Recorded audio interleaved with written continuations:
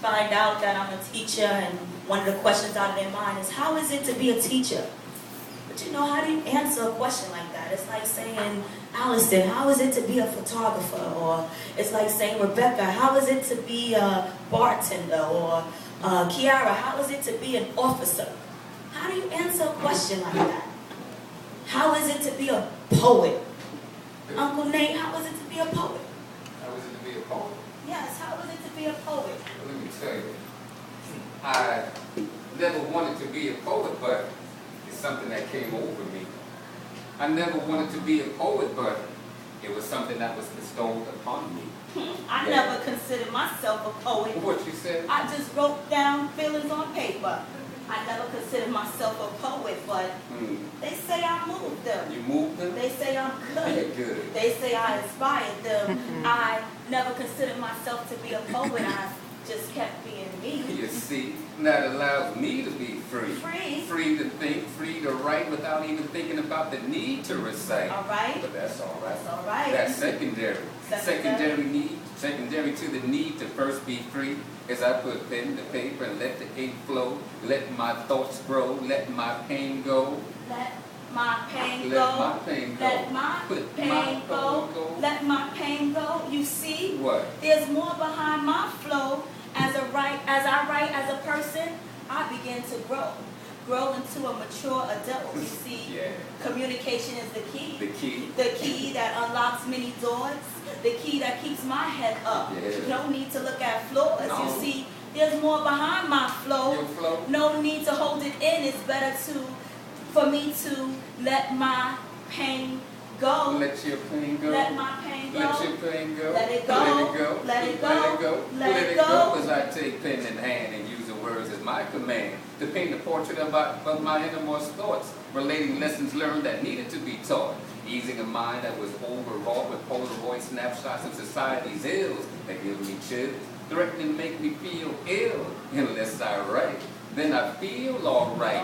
As I turn to my right and see my niece right beside me, creating her new brand of poetry.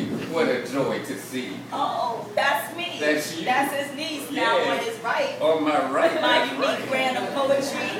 I remember those days in church, Say what? watching my grandmother perform. Oh, yeah. All I can do was watch and think, wow, one day I want that to be me. It is you. Others watching and thinking, wow, I know she's proud. Sure enough. I know she's pulling out. Sure enough. I know she's killing me. Somehow, Sure enough. she is.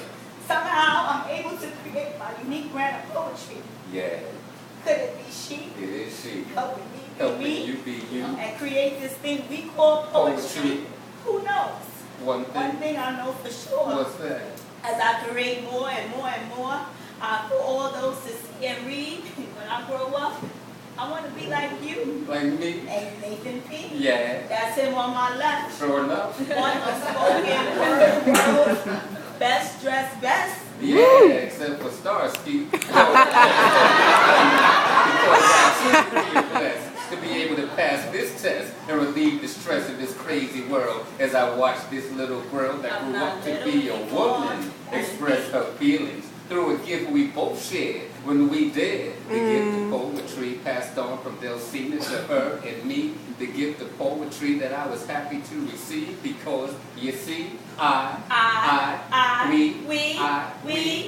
never wanted to be a poet. I never wanted to be a poet. I never wanted to be a poet. But it was bestowed upon me and me and me and me and me. Yeah.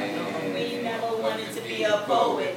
It was just bestowed upon us.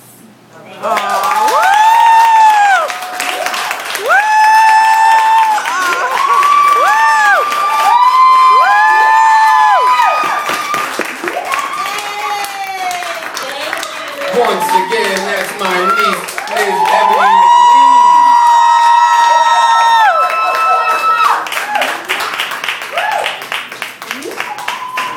So proud of her. And you know what's funny? You never realize what runs in the family till you do things together. And both of us have this like rocking disorder where we recite